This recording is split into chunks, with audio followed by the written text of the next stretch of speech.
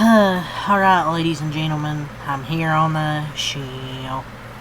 Not gonna rant here, just disappointed. Kentucky loses 35-13, South Carolina. Man, shame on me for thinking they could actually win this game. They get demolished.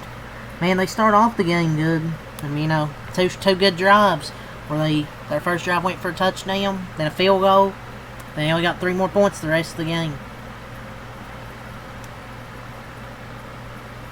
Pick 6, scoop and score, another turnover. So this looks exactly like a post-bye week Kentucky team. Last 9 games after a bye week they've lost. It's unbelievable why we never compete after a bye week. Honestly, this is probably the only college football team in America that comes out looking worse after a bye week, but they look like garbage every week for the most part. But it's just a Kentucky football team under Mark Stokes. Majority of the time, they just aren't, but turnovers hurt them. They look decent early, then self-inflicted wounds, blunders one after another, typical Stokes team. I'm just not surprised. Their worst enemy every year, though, is the bye week. And the offensive line got Cutter Bowie sacked like 7 times. But the difference in the game was that second quarter, guy that scored 21-0, 2 defensive touchdowns, and then a rushing touchdown. The reality. Kentucky's football schedule isn't getting any easier. And basketball season, it's coming up. Fan frustration for football is high. I want Stokes fired. I want the whole coaching staff gone, I guess besides Brad White. Fan excitement for basketball is high, when's basketball season? Fans are going to be quick to tune out the rest of the season if that's the product you're going to be watching. If only there was a promising up-and-coming coach whose name is being floated for a majority of the Power 4 jobs in the country, who has deep ties to the university, would be able to build some excitement. And I wish Stokes would get fired. They need to do the buyout and get Sumrall to Lexington. He won't be coaching teams like Tulane much longer. We know Stokes isn't the future, so why delay it? Get the money to buy him out. It's tough when you're not putting a good product in the field multiple years in a row. Gosh, it's just so frustrating to watch. Stokes, it's just run its course. As long as he remains here, this is going to be the product, folks. But I don't know, dude. We're just going to be a bottom-tier SEC team. And if the offensive line's going to play like that, then yeah, they're screwed. But that second quarter was one of the worst quarters Kentucky's played ever. 4 turnovers. Turnover on downs. 55 total yards. 19 yards before the prevent defense on the final drive of the half. There's so much bad Kentucky football to pick from, since it might even be the worst quarter they've ever played. But everybody didn't look as good this week. Had an interception. I think he had a fumble where he got just drilled. The offensive line was terrible. They couldn't pass block. But he's a redshirt freshman in the SEC because you fucked up the portal again. Only the most naive thought he was going to look like Peyton Manning. Shit, he doesn't even look like Arch, and the back bar is low these days. And people were upset when Cal Perry said UK's a basketball school. Gosh. This shit is just wash, rinse, and repeat. Year after year. That's just all it is with Kentucky football. Rinse and repeat. Rinse and repeat. It's not a hyperbole when I say I could coach Kentucky to a last place finish in the SEC. At least it wouldn't cost a fortune to fire me. Man, what is Stoops getting paid? He's getting paid, what, $9 million?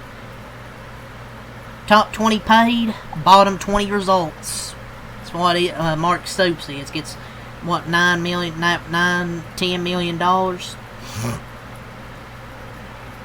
Like I've said over and over and over again, in regards to Cal Perry and Stoops, once you lose it, it's so hard to get it back. Climbing that mountain again without a change of scenery is just next to impossible.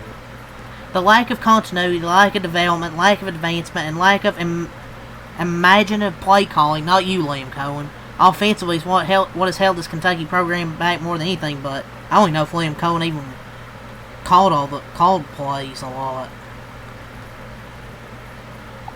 it's just shit's frustrating to watch.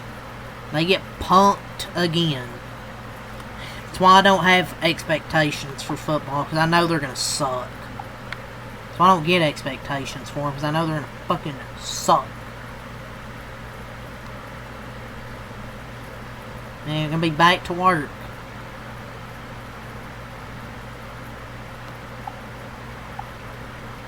The pass blocking still shit like last year. So, man, it's just, I don't know. I feel like it just doesn't matter who the QB is. Doesn't matter how good the receivers are. Doesn't matter how good the offensive line is. Doesn't matter who the OC is. It's just the same bad offense, man.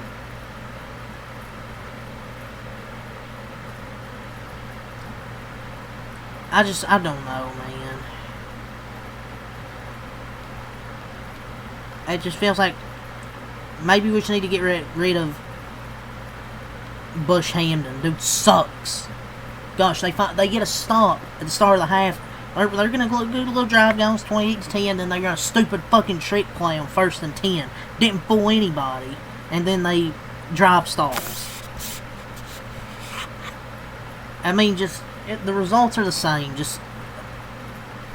The results are the same. And who would have guessed an offensive line with guys from the Mountain West Conference wouldn't be able to hold up against the SEC.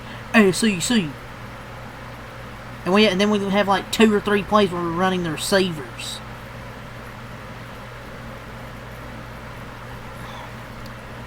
I'm not saying just hire John Summerall to hire him.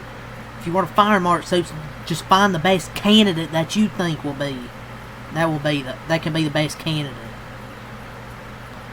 It's so frustrating. But yeah, that's all I'm talking about. I'm gonna go over the stat sheet. And then I'm out. I'm not doing a long, 15-minute fucking video on this team. Not even ranting, I'm just disappointed.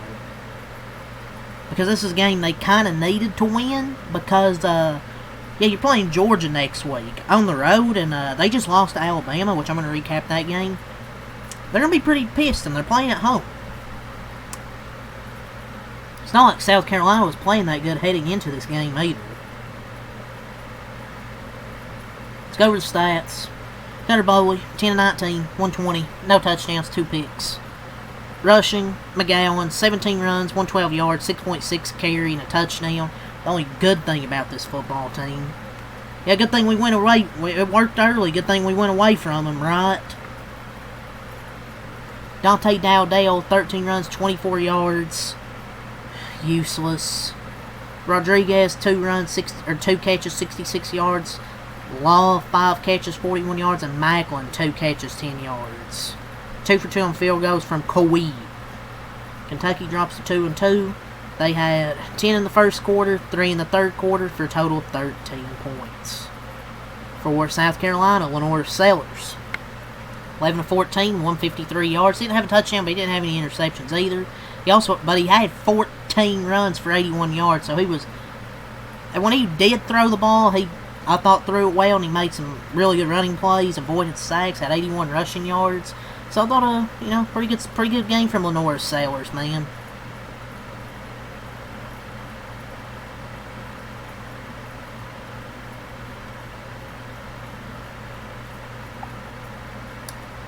So, yeah, good game from Lenore's. Fuller, 19 runs, 48 yards, and a touchdown. Attaway, 7 runs, 26 yards, and Faison had 8 runs, 23 yards, and 2 touchdowns. Jacobs, 5 catches and 108 yards. The only notable receiving-wise, their defense sacked us like 7 times. So yeah, South Carolina, after they dropped 2 straight, they improved to 3-2. 7 points in the first quarter, 21 in the second quarter, really the deciding quarter of this game. 9 in the third, 7 in the fourth, a total of 35 points. They had 341 total yards, 163 passing, 178 rushing, 5 yards per play.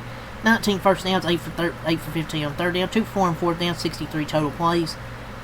3 punts, 5 penalties, no fumbles, no interceptions, 30 minutes of time of possession. Kentucky, 232 total, 124 passing, 108 rushing, 3.9 yards per play, 16 first downs, 5 for 13 on third down, over 2 on fourth down, 60 total plays, 2 punts, 6 penalties. They fumbled twice, had 2 interceptions, 29 minutes time of possession, but they fumbled twice. They threw 2 picks. Two of those defensive touchdowns. I mean, they were just screwed in the second quarter on. But yep, they lose 35-13. I know you're probably expecting a huge rant here, but they didn't. But I mean, it's not like the running backs got touchdowns, but they didn't really run the ball all that great. Besides Lenore Sellers, but honestly, that didn't matter. But a very important win for South Carolina. For my Cats, terrible performance. First quarter looked good, but after that, it was just all shit. But cow shit. But yep, 35-13, South Carolina wins. Peace. Leave a like, comment, subscribe for more on the show.